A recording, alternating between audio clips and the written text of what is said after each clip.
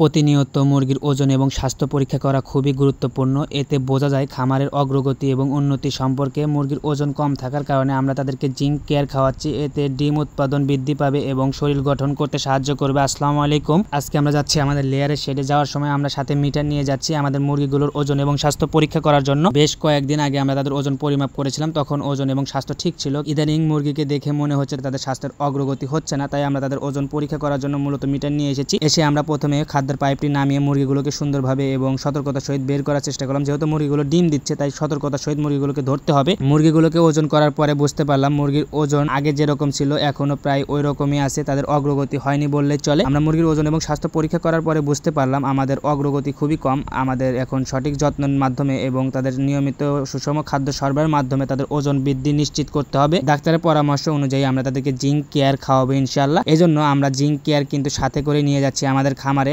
ডাক্তারের পরামর্শ অনুযায়ী পরিমাণ মতো পানিতে জিঙ্ক গুলিয়ে নেব। পরিমাণ মতো পানিতে গুলিয়ে না নিলে জিঙ্কের পরিমাণ যদি বেশি হয় তাহলে কিন্তু মুরগির সমস্যা হতে পারে। জিঙ্কের প্রধান এবং অন্যতম কাজ হচ্ছে জিঙ্ক কিন্তু শরীর এবং ডিম উৎপাদন বৃদ্ধিতে খুবই গুরুত্বপূর্ণ ভূমিকা রাখে। মুরগির শরীর গঠনের জন্য কিন্তু জিঙ্ক খুবই কার্যকরী একটি সমাধান। প্রতি লিটার পানিতে 3 মিলিগ্রাম জিঙ্ক দিয়ে আমরা কিন্তু পানি সুন্দরভাবে গুলিয়ে নিয়েছি, যেন পানির সাথে জিঙ্ক ভালোভাবে মিশ্রণ হয়। ভালোভাবে মিশ্রণ না হলে কিন্তু মুরগির উপকার হবে না বললেই চলে। তাই আপনারা যারা খামারে আছেন, যারা মুরগিকে জিঙ্ক বা যে কোনো ওষুধ খাওয়ান না কেন, ওষুধ গুলিয়ে নেওয়ার সময় কিন্তু সুন্দরভাবে গুলিয়ে নিতে হবে। ওষুধ যেন পানির সাথে ভালোভাবে মিশে যায়। যারা পাইপে পানি সরবরাহ করবেন তারা অবশ্যই পানি মেপে তাদেরকে ওষুধ সরবরাহ করার চেষ্টা করবেন, কারণ আপনি যদি পানি বেশি দেন, সাদা পানির মতো যদি আপনি ওষুধ সরবরাহ করার চেষ্টা করেন, তাহলে কিন্তু আপনার ওষুধ খরচ অনেকটাই বেড়ে যাবে। তাই আপনারা যতটুকু পানি মুরগি খেতে পারবে শুধু ততটুকু পানি দেওয়ারই চেষ্টা করবেন। বেশি পানি দিলে কিন্তু আপনার ওষুধ নষ্ট হবে এবং অপচয় হবে। জিঙ্ক মেশানো পানি তাদেরকে সরবরাহ করার পরে আমরা খামার ত্যাগ করবো ইনশাআল্লাহ। আপনারা প্রতিনিয়ত মুরগিদের স্বাস্থ্য এবং ওজন পরীক্ষা করার চেষ্টা করবেন। এতে কিন্তু মুরগির অগ্রগতি এবং খামারের অগ্রগতি সম্পর্কে জানতে পারবেন। এবং যদি আপনার মুরগির উন্নতি না হয়ে থাকে তাহলে আপনারা ডাক্তারের পরামর্শ অনুযায়ী ব্যবস্থা গ্রহণ করতে পারবেন।